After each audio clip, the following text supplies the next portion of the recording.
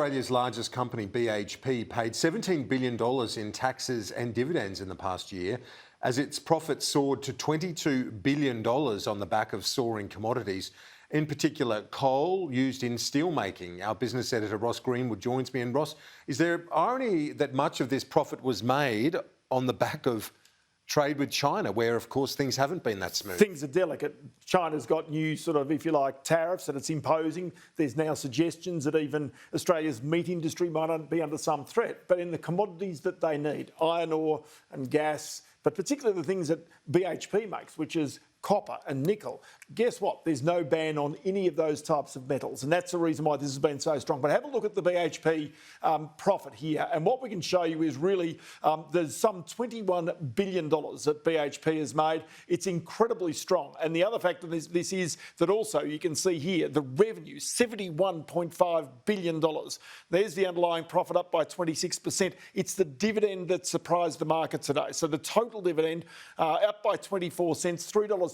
Those shareholders also have got significant amounts of money this year by them demerging out the Woodside business or their petroleum business to Woodside. So I did speak with Mike Henry, the chief executive of BHP today, to talk about that relationship with China. Here's just a little of what he had to say. We have this complementary relationship between Chinese needs and Australia's ability to meet those needs through the resources sector, and we've all benefited from that. Now, in terms of a business to business perspective, we continue to have great relationships with our Chinese customers and suppliers. We procure quite a bit from China as well. And one has to believe that given the benefit that both sides continue to stand to derive from the relationship, that will remain on a constructive footing or regain a constructive footing going forward. So, Ross, off the back of all that, how did the market go? How did BHP go? Yeah, well, that's right, because obviously BHP, Australia's largest company, so what happens to BHP generally happens to the market.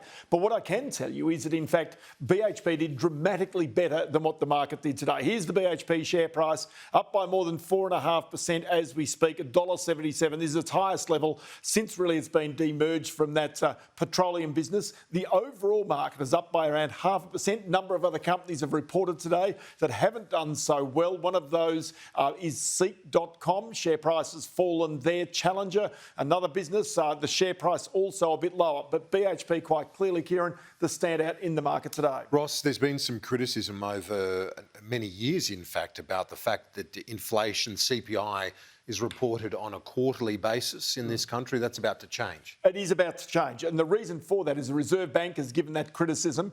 And the suggestion has always been the Reserve Bank is actually a bit behind the curve. In other words, they're a bit blindsided by the fact that they don't see the inflation on a more regular basis. The Australian Bureau of Statistics today has given its first modelling of what this would look like. Now, oddly enough, if we actually were to report it on a quarterly basis, as it was at the last quarter, the inflation rate in Australia would have been 6.1%, which is what it is officially. Had they done it on a monthly basis, you can see in this chart, the inflation rate would have been 6.8%. Now, on Business Now this afternoon, Dr. David Gruen, who is the chief statistician, the boss of the ABS, he's going to be in to explain exactly why they've done it and how they've done it. Good to have you in Canberra, Ross Greenwood.